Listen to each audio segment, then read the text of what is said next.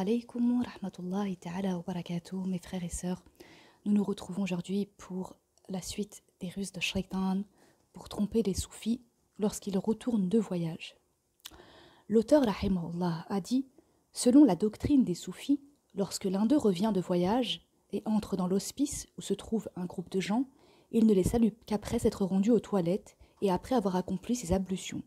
Puis il revient et effectue 2 rak'a avant de saluer le cheikh en premier, puis les autres.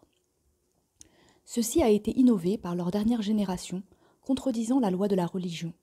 En effet, les jurisconsultes de l'islam s'accordent unanimement sur le devoir de saluer directement le groupe de gens lorsqu'on se rend auprès d'eux, qu'on soit en état de purification ou pas. Mais il semblerait que les soufis se soient inspirés à ce sujet de l'habitude des enfants. En effet, si l'on demande à un enfant pourquoi il ne nous a pas salués, il dira qu'il ne sait pas encore laver le visage, ou bien ce seraient les enfants qui ont appris cela de ces innovateurs. Abu Hurayra radiallahu anhu rapporte que le messager d'Allah sallallahu alayhi wa sallam a dit: c'est au plus jeune de saluer le plus âgé, c'est à celui qui marche de saluer celui qui est assis, et c'est au groupe le moins nombreux de saluer le groupe le plus nombreux. Rapporté par Al-Bukhari 6231 et Muslim 2160. Fait aussi partie de la doctrine des soufis le fait de masser le soir celui qui revient de voyage. Abu Zur'a Tahir ibn Muhammad rapporte que son père a dit, sous forme de chapitre: c'est un acte de la sunna de masser celui qui revient de voyage la première nuit afin de le soulager de sa fatigue. Pour soutenir cela, il a avancé comme argument la narration de Omar radiallahu anhu qui a dit: j'entrais chez le prophète sallallahu alayhi wa sallam alors que l'un de ses domestiques abyssins lui massait le dos. Je lui dis alors: qu'as-tu, ô messager d'Allah? Il répondit: la chamelle m'a projeté. Rapporté par At-Tabarani dans Al-Mu'jam as-Saghir 148. L'auteur a dit: observez, mes frères, le manque de compréhension religieuse de ce contestataire.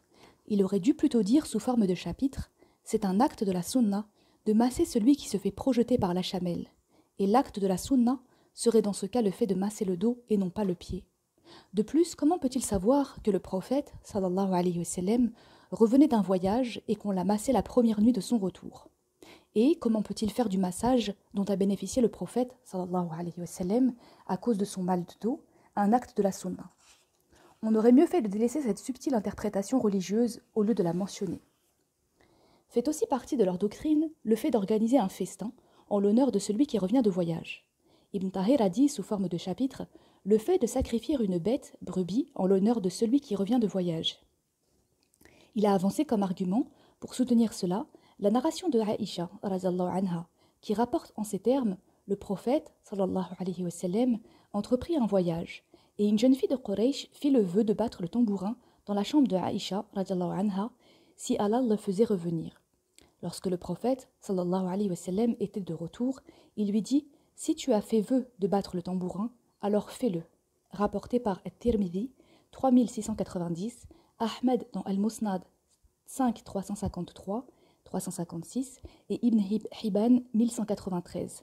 Al-Albani l'a authentifié dans As-Sahiha 1609, 2261 et dans Takhriji al-Mishkat 6039.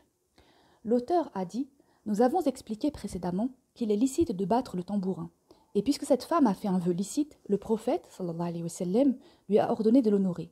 Comment peut-on donc avancer cela comme argument pour soutenir le fait de chanter et danser au retour du voyageur?